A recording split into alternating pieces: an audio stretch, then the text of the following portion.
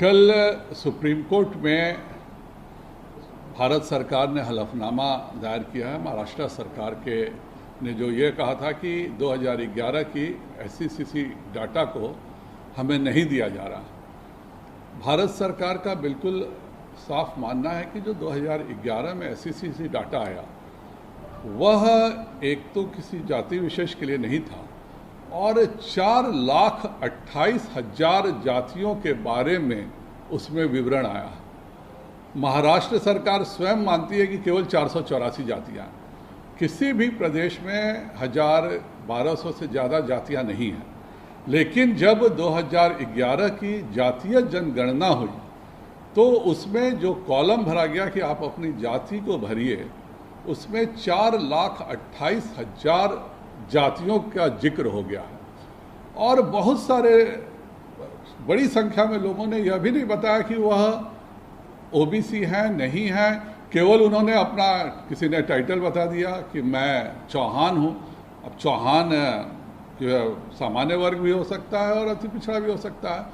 और इस तरह से सरकार का बिल्कुल साफ मानना है कि अभी जनगणना का काम चल रहा है और जनगणना के कंप्यूटर में हम 4,28,000 कॉलम हरगिज़ नहीं बना सकते हैं और यह बिल्कुल प्रैक्टिकल नहीं है। और जो भी जनगणना हुई है वह उसका डाटा में बहुत सारी टेक्निकल गलतियां हैं।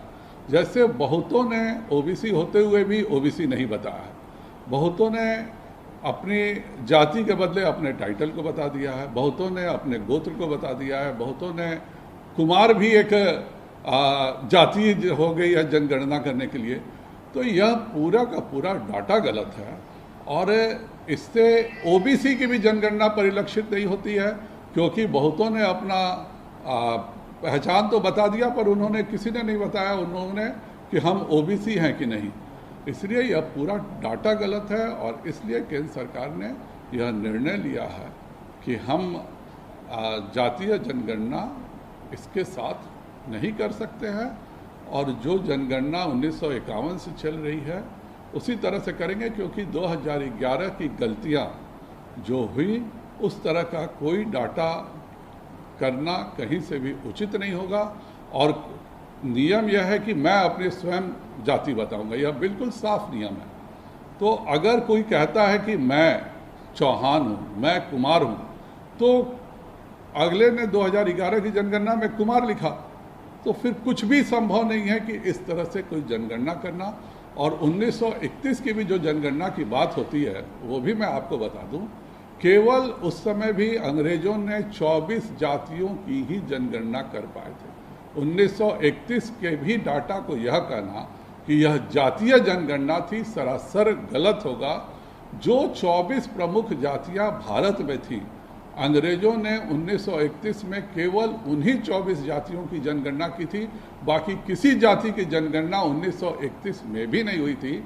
और 2011 का जो अनुभव मिला केंद्र सरकार को कि 4,28,000 जातियों का एक रॉ डाटा हाथ में आया है, इसलिए केंद्र ने यह निर्णय किया है। और केंद्र का निर्णय जनगणना के अनुरूप है, क्योंकि यह कंप्यूटराइज्ड डाटा है और कंप्यूटराइज्ड डाटा में 4,28,000 खंड बना ही नहीं जा सकते।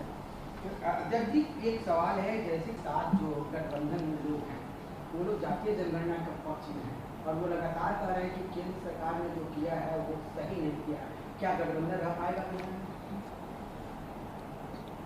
जातीय जनगणना में जो आंकड़े हैं वह संभव नहीं है।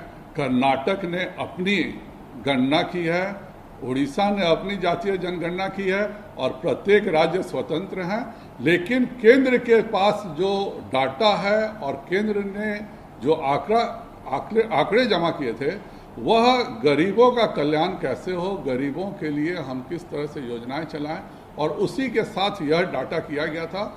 लेकिन जब 4,28,000 जातियां पाई गई तब इस पर जो हमारे नीति आयोग के थे अरविंद पनगड़िया जी और वो टीम में, इसलिए यह निर्णय हुआ कि यह केंद्र के द्वारा जनगणना संभव नहीं है।